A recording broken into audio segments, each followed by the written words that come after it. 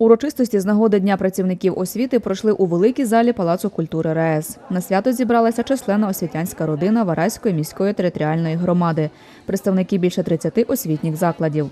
Свято проводиться для того, щоб об'єднати освітні команди, освітні заклади в одну єдину величезну команду, яка буде працювати на розвиток Вараської міської територіальної громади. Святковий концерт підготували керівники та вихованці гуртків Палацу культури РаЕС, будинку дитячої та юнацької творчості та учні ПТУ Рівненської АЕС. Освітян вітали з професійним святом представники депутатського корпусу Вараської міської територіальної громади, начальник управління освіти, депутат Рівненської обласної ради Василь Яніцький та генеральний директор РаЕС Павло Павлишин. Керівник атомної станції зазначив, що співпраця Рівненської АЕС та освітньої галузі громади триватиме і надалі.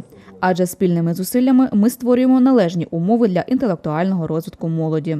Дійсно, ви ті люди, які весь час знаходяться біля наших дітей, які разом з нами, батьками, виховують їх, вчать, дають свою душу, знання. Хочу вам побажати простих речей. Перш за все, розвитку нашої освіти, щоб у вас були гарні умови, щоб в ваших сім'ях весь час було тепло, радість, усмішка і над нашою країною було весь час мирне небо. Генеральний директор РаЕС вручив почесні грамоти начальнику управління освіти та директорам вараських ліцеїв 1 та 5.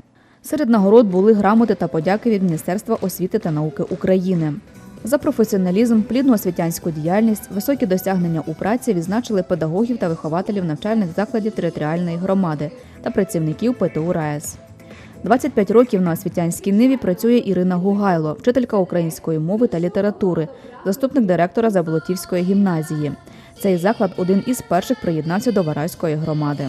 Рада тим, що наші школи сьогодні все ж таки процвітають, що наша матеріально-технічна база змінюється, що наші діти стають сьогодні більш практичнішими, ерудованішими. Є нам над чим працювати як біля дітей, так і над самим собою. Сьогодні освітні заклади Вараської територіальної громади – це сучасні ліцеї, гімназії, ДНЗ, які мають як потужну матеріальну базу, так і професійний колектив однодумців. Ми маємо стійкі лідерські позиції в області, ми маємо гідну галузь, гідні освітні послуги і сподіваємося, що розвитку немає меж і ми будемо завжди розвиватися і рухатися вперед.